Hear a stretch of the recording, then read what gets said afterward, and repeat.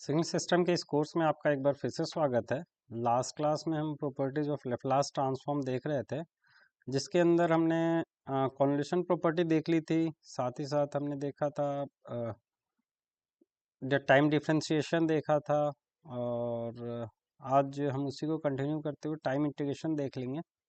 लेकिन time integration property देखने से पहले एक बार थोड़ा सा ये देख लेते हैं, एक बार कन्वोल्यूशन प्रॉपर्टी से मिलता जुलता एक प्रॉपर्टी और देख लेते हैं। लास्ट टाइम हमने कन्वोल्यूशन प्रॉपर्टी देखा था। तो कन्वोल्यूशन प्रॉपर्टी क्या कहती थी? Convolution property of Laplace transform ये कह रही थी कि x T convolve with H T is equal to Y T. अगर इसका लैप्लास ट्रांसफॉर्म में इसको देखें तो x S into H S equal to Y S. तो यहाँ एच एस का जो डिफिनेशन है वो एच एस का डिफिनेशन है Y S is divide by x S, और ये सिस्टम का ट्रांसफर फंक्शन कहलाता है। ओके, क्लियर है? ये सिस्टम का ट्रांसफर फंक्शन है। हम ट्रांसफर फंक्शन की बात करेंगे तो अगर सिस्टम का ट्रांसफर फंक्शन कैलकुलेट करने की बात कर रहे हैं तो दैट इसका मतलब ये है कि हमें एच एस कैलकुलेट करना है, या एच एस हमें गिवन है। गिवन ट्रांसफर फंक्शन हम बात कर रहे हैं कि ट्रांसफर फंक्शन गिवन है, यानी एच एस गिवन है। जब एच एस गिवन है तो किसी भी एक्सेस के लिए हम लोग वाई एस कैलकुलेट कर सकते हैं, सीधा इसको मल्टीप्लाई करके। सो ओके अगर हम लोग एक और प्रॉपर्टी की बात करें कि भाई टाइम इन्वर्सन, सॉरी, सिस्टम जो है वो इन्वर्टेड है या नहीं है। हम लास्ट टाइम देख चुके हैं, इन्वर्टेड सिस्टम की बात करते हैं। तो सिस्टम इन्वर्टेड कब मिलेगा? जब हमारे पास एच एस और एच आई एस, इन दोनों का जो मल्टीप्लिकेशन है वो हमारा 1 होगा। क्योंकि हम लोगों को पता है h t multiply convolve with h i t is equal to del t. अगर इसका हम लेप्लास ट्रांसफॉर्म लेंगे तो यही होगा, इसका होगा एच एस और इसका लेप्लास ट्रांसफॉर्म होगा एच आई एस, और चूंकि कॉन्वोल्यूशन मल्टीप्लिकेशन में बदल जाएगा और डेल टी का 1 है, तो H I S is basically 1 by H S. ये सिस्टम का इन्वर्टेड सिस्टम, इसका इन्वर्टेड सिस्टम का ट्रांसफर फंक्शन ये है। ठीक है, ये कब पॉसिबल है? जब ये खुद ही स्टेबल हो, तो ये भी स्टेबल होगा। ये कब निकाल सकते हैं हम? ये इन्वर्टेड है या नहीं है, इसके बारे में हम पहले भी काफ़ी डिस्कस कर चुके हैं कि कब इन्वर्शन पॉसिबल है और कब इन्वर्शन पॉसिबल नहीं है। ओके, हम आगे कंटिन्यू करते हैं और नेक्स्ट हम देख लेते हैं टाइम इंटीग्रेशन प्रॉपर्टी देख लेते हैं। Time integration property, time integration property क्या कहलाता है, क्या कहता है ऑफ लैप्लास ट्रांसफॉर्म? कि अगर सपोज हमारे पास एक्स टी का लैप्लास ट्रांसफॉर्म जो है वो एक्सेस है, और अगर एक्स टी को हम इंटीग्रेशन कर रहे हैं minus infinity to t d t, अगर हम इस तरह से इंटीग्रेशन कर रहे हैं तो लैप्लास ट्रांसफॉर्म में इसका इंटीग्रेशन, इसका वैल्यू क्या आएगी? X s divide by s. ऐसा इसको प्रूफ करना ज़्यादा टफ नहीं है वैसे। ये बेसिकली क्या है? X T convolve with U T है। तो और हमें पता है कि लेप्लास ट्रांसफॉर्म में आपस में मल्टीप्लाई जाती है। एक्स टी का क्या होगा? 1 एक्सेस, और यू टी का लेप्लास ट्रांसफॉर्म क्या है? 1 by S divide by S. ठीक है, तो ये ज़्यादा टफ नहीं है, इसका डेरिवेशन भी टफ नहीं है और इसको समझना भी हमारे लिए इतना टफ नहीं है। अब हम स्टार्ट कर रहे हैं नेक्स्ट, हमारे पास properties of Z transform start कर रहे हैं। अभी तक हमने लेप्लास का प्रॉपर्टीज देखा था, अब जेट का प्रॉपर्टीज, जेट ट्रांसफॉर्म की प्रॉपर्टीज स्टार्ट करने जा रहे हैं। ओके, जेट ट्रांसफॉर्म की प्रॉपर्टी की बात करते हैं। जेट ट्रांसफॉर्म की प्रॉपर्टी में सबसे पहली प्रॉपर्टी जो बात कर रहे हैं हम लोग, लीनियरिटी प्रॉपर्टी की बात करेंगे। लीनियरिटी प्रॉपर्टी की बात करते हैं। लीनियरिटी प्रॉपर्टी का मतलब क्या है कि a1 x1 t plus a2 x2 t अगर है तो हमारे पास जो, सॉरी यहाँ मैं x1 t नहीं लिख सकता हूँ, यहाँ हम लिख सकते हैं a1 f x1 या f1 n n के टर्म में लिखेंगे प्लस a2 f2n, तो इसका जेड ट्रांसफॉर्म क्या होगा, a1 f1 z plus a2 f2 z। यानी कि अगर हम किसी कांस्टेंट टर्म से मल्टीप्लाई कर रहे हैं और इसको ऐड ऑन कर रहे हैं, तो वैसे ही जेड ट्रांसफॉर्म में मतलब एडिटिविटी और होमोजेनिटी दोनों प्रॉपर्टी को फुलफिल करता है हमारा जेड ट्रांसफॉर्म, यानी लिनियरिटी प्रॉपर्टी को फुलफिल करता है। तो अगर मान लो कि कोई एग्जांपल अगर ले लेते हैं, जैसे suppose e to the power j omega naught n un है, प्लस समथिंग कुछ और भी है e to the power minus j omega naught n un, कोई भी दो फंक्शन ले लिया हमने, ऐसा जरूरी नहीं है। तो इसका जेड ट्रांसफॉर्म क्या होगा, जेड ट्रांसफॉर्म बेसिकली इसका जो भी आएगा पूरी जेड ट्रांसफॉर्म वो प्लस इसका जेड ट्रांसफॉर्म जो आएगा उसको सम अप करना है सिंपली। जैसे जैसे इसका जेड ट्रांसफॉर्म क्या आएगा, इसका जेड ट्रांसफॉर्म है basically z divide by Z minus e to the power j omega naught. Okay, और इसका जेड ट्रांसफॉर्म क्या होगा, इसका जेड ट्रांसफॉर्म होगा, अच्छा इसके लिए आर भी डिफाइन करना होगा। आर ओ सी के बिना तो हम डिफाइन कर ही नहीं सकते हैं। आर ओ सी डिफाइन क्या होगा, mod r is greater than mod of e to the power j omega naught, यानी कि that is approximate 1, r is greater than 1 basically. और इसका जेड ट्रांसफॉर्म क्या होगा, इसका z divide by Z minus e to the power minus j omega naught. Okay, और इसका भी आर ओ सी सेम होगा, इसका भी R O C r is greater than mod of e to the power minus j omega naught, यानी कि 1 ही होगा। ठीक है, सो मतलब कुल मिलाकर ये लिनियरिटी प्रॉपर्टी को फुलफिल करेगा। ए की power N U N plus A की power minus N U N भी लिख सकते हैं हम लोग, तो यहाँ ए आ जाएगा आपके पास। ठीक है, जेड माइनस ए, जेड माइनस ए की पावर -1। ओके, नेक्स्ट प्रॉपर्टी की बात कर लेते हैं, second property time reversal. Time reversal property क्या है कि सपोज हमारे पास एफ एन का जेड ट्रांसफॉर्म जो है वो एफ जेड है, एफ एन का जो जेड ट्रांसफॉर्म है वो एफ जेड है। तो अगर एन को हम लोग रिप्लेस करते हैं माइनस एन से, यानी कि टाइम को हमने रिवर्स कर दिया, ये एन है माइनस एन है, ये हमने चेंज कर दिया।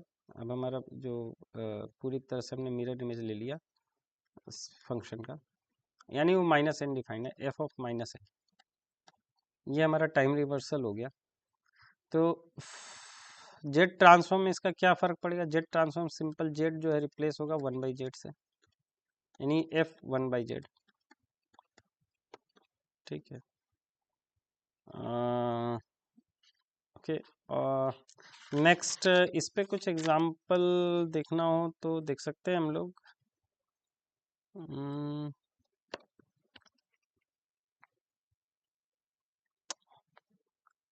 ओके, नेक्स्ट प्रॉपर्टी पहले बात कर लेते हैं, कुछ एक कंबाइन हम एक बार देख लेंगे, कंबाइन करके एग्जांपल देख लेंगे। थर्ड प्रॉपर्टी की बात कर लेते हैं, मल्टीप्लिकेशन प्रॉपर्टी। मल्टीप्लिकेशन प्रॉपर्टी की बात कर लेते हैं। मल्टीप्लिकेशन प्रॉपर्टी क्या कहती है, जो प्रॉपर्टी हमने देख रखी है लैप्लास ट्रांसफॉर्म में, सेम हम लोग इसमें भी बात करेंगे।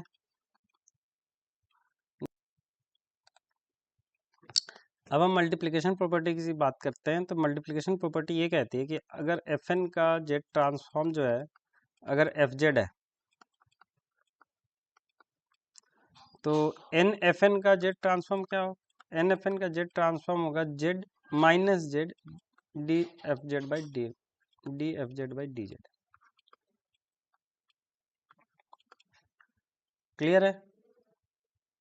सपोज इसका एक एग्जांपल, सिंपल एग्जांपल ले लेते हैं, यूएन, इसका जेड ट्रांसफॉर्म क्या है, जेड डिवाइड बाई, हम लोगों ने देख रखा है जेड डिवाइड बाई जेड -1, जहाँ आर ओ सी है mod R greater than 1। Okay, या मोड आर मत लिखो, mod Z greater than R और R is greater than 1, sorry ये लिखेंगे हम लोग। ओके, अब हम लोग एन यू एन की बात कर लेते हैं। एन यू एन की बात कर रहे हैं। एन यू एन का मतलब क्या हो गया, हमारे पास रैम्प सिग्नल हो गया ना। एन यू एन का मतलब रैम्प सिग्नल। इसका जेड ट्रांसफॉर्म क्या आएगा, तो जेड ट्रांसफॉर्म का minus Z into D by D Z of Z divide by Z minus one. Okay, जिसकी वैल्यू निकल के आ जाएगी Z divide by Z minus one का whole square. Okay, I hope clear होगा, कोई डाउट नहीं होना चाहिए। ठीक है, नेक्स्ट आगे बढ़ने से पहले एक बार इनवर्स जेड ट्रांसफॉर्म की बात कर लेते हैं। इनवर्स, जैसे हमने लेप्लास जेड ट्रांसफॉर्म बात की थी, वैसे इनवर्स जेड ट्रांसफॉर्म की बात कर लेते हैं। इनवर्स जेड ट्रांसफॉर्म कैसे कैलकुलेट होता है, तो जैसे लेप्लास ट्रांसफॉर्म हमने डिराइव किया था, अगर याद करें तो x t is equal to what, 1/2 pi j sigma minus j infinity to sigma plus j infinity, sigma plus j infinity x s e to the power 8 sigma t, sorry s t और d s. ये था हमारे पास formula. ऐसा ही Z transform के लिए formula क्या होगा, x N या एफ एन जो भी बोलो, 1/2 पाई जे। यहाँ सिग्मा के हर एक वैल्यू के लिए डिफाइंड होगा, वैसे ही हमारे पास यहाँ हर एक सर्कल के लिए डिफाइंड होगा, हर एक आर के लिए डिफाइंड होगा, सॉरी हर एक आर के लिए डिफाइंड होगा ये। ठीक है, और यहाँ होगा हमारे पास X N X Z e to the power, sorry Z to the power, यहाँ e to the power S T है, यहाँ Z to the power n minus one आएगा डी जेड।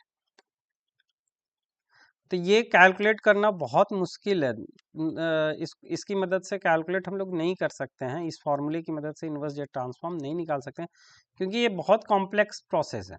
हर एक आर के लिए आप इसका वैल्यू निकालना बहुत कॉम्प्लेक्स है। और जैसे हमने लेप्लास जेड ट्रांसफॉर्म में देखा था, लेप्लास ट्रांसफॉर्म में देखा था कि इन्वर्स निकालने के लिए हम लोग पार्शियल फ्रैक्शन का यूज़ करते हैं, वैसे ही यहाँ भी हम पार्शियल फ्रैक्शन का और दूसरे तरीकों का इस्तेमाल, दूसरे तरीके और भी हैं जिनके यूज से हम लोग इन्वर्स जेड ट्रांसफॉर्म निकालेंगे। ठीक है, तो सबसे पहला मेथड जो हमारे पास है वो है इन्वर्स जेड ट्रांसफॉर्म निकालने का, वो है पार्शियल में। इन्वर्स जेड ट्रांसफॉर्म निकालने का जो मेथड है वो है क्या, पार्शियल फ्रैक्शन मेथड,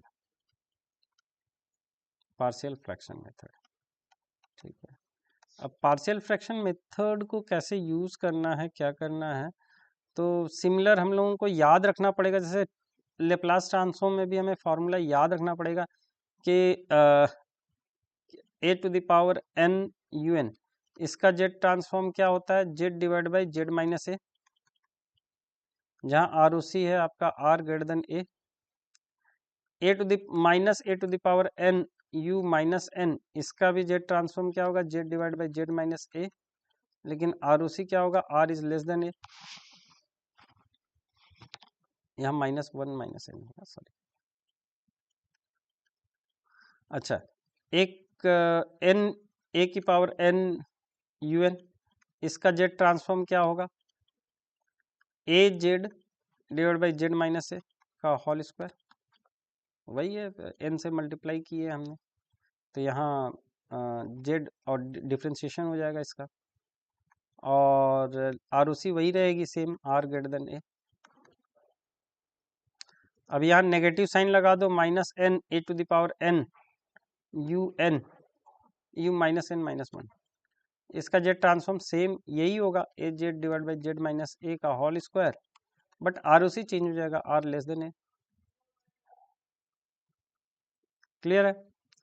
अब अगर एक स्टेप और बढ़े और एन की जगह एन स्क्वायर, दोबारा एन मल्टीप्लाई कर दिया हमने, ओके, दोबारा एन मल्टीप्लाई कर दिया, ए की पावर एन यू एन, तो दोबारा इसका माइनस जेड से मल्टीप्लाई करके डिफ्रेंशिएशन करना है, तो वैल्यू क्या निकल के आएगी, A Z into Z plus A divide by Z minus A का होल क्यूब, और आर ओ सी वही रहेगी, आर ग्रेटर देन ए। अब सॉरी यहाँ माइनस नहीं है, अब माइनस लगा दो इसमें, माइनस एन स्क्वायर ए की power N U minus N minus one. Z transform तो यही रहेगा, A Z divide by into Z plus A divide by Z minus A का होल क्यूब, लेकिन आर चेंज हो जाएगी।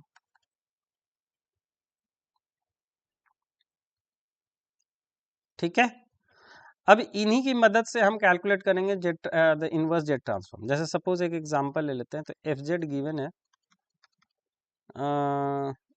यहाँ एफ जेड गिवन है Z divide by Z minus four का whole square into Z plus three और Z minus two. ठीक है, अब जैसे हम लोग लेप्लास जेड ट्रांसफॉर्म में देखे थे कि जितने पोल्स हैं उससे एक ज़्यादा हमारा रिजल्ट इनवर्स जब ट्रांसफॉर्म भी आएगा। सपोज दो पोल्स थे, याद करते हैं हम लोग, अगर लेप्लास ट्रांसफॉर्म के केस में अगर सपोज दो पोल्स हैं तो एक रिजल्ट इसके लिए होगा, एक रिजल्ट इसके लिए होगा, एक रिजल्ट इसके लिए होगा। दो पोल्स हैं तो तीन हमारे पास इनवर्स लेप्लास ट्रांसफॉर्म के आंसर थे हमारे पास।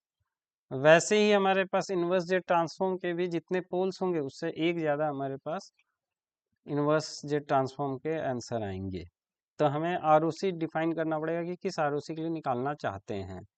तो वैसे ही यहाँ भी हमारे पास आरओसी तीन है, r equal to two, r equal to minus, r equal to three, r equal to four. तीन है, टू थ्री फोर, तीन आरओसीज हैं। अब तीनों आरओसी के लिए हमें निकालना पड़ेगा टू थ्री फोर, सर्कल जो है हमारे पास है टू थ्री और फोर, तीन सर्कल्स हैं तो चार आरओसी होगा। एक आरओसी ये बनेगा, दूसरा आरओसी ये, तीसरा आरओसी ये बनेगा और चौथा आरओसी इसके बाहर बनेगा। तो हर एक आरओसी के लिए अलग अलग आंसर्स होंगे, जैसे हमने लेप्लास ट्रांसफॉर्म में देखा था। तो इसके लिए सबसे पहले क्या करेंगे हम लोग, तो F Z divide by Z, इस जेड टर्म को हम लोग लेफ्ट हैंड साइड रखेंगे और ये ऐसा इसलिए करते हैं क्योंकि इस फॉर्मेट में हमें लाना है। ठीक है, one by Z minus four का whole square, Z minus Z plus three, Z minus two, और इसको फिर हम लोग पार्शियल फ्रैक्शन करते हैं तो A by Z minus four plus B by Z minus four का whole square plus C by Z plus three plus D by Z minus two, और फिर ए बी सी डी की value find out करनी, जैसे हमने last class में देखा था वो लेप्लास ट्रांसफॉर्म के समय, वैसे ही हम लोग ए बी सी डी की वैल्यू फाइंड आउट करेंगे। और फिर वैल्यू फाइंड आउट करने के बाद हम इन फॉर्मूले की मदद से लेप्लास ट्रांसफॉर्म कैलकुलेट कर सकते हैं। जैसे अगर ये हमारे पास इसके लिए हमारे पास ये वाला फार्मूला है, इसके लिए ये वाला फार्मूला, ये दोनों फार्मूला हैं, और इसके लिए हमारे पास ये दोनों हैं, इन दोनों के लिए भी यही है ऊपर वाले। तो इस तरह से हम कैलकुलेट कर लेंगे और डिपेंड करेगा कि हम आरओसी किसके लिए, कौन सा आरओसी ले रहे हैं, पहला ये, सेकंड ये, थर्ड ये और फोर्थ ये, चार आंसर्स आएंगे। चूँकि लंबा हो रहा है वीडियो इसलिए मैं आज यहीं स्टॉप कर रहा हूँ। नेक्स्ट क्लास में इसको एक बार कंप्लीट कर लूँगा, तब हम आगे बढ़ेंगे और कुछ प्रॉपर्टीज़ और बच गए हैं लेफ्ट जेड ट्रांसफॉर्म के, उनको कंप्लीट कर लेंगे। Thank you for watching, thanks a lot.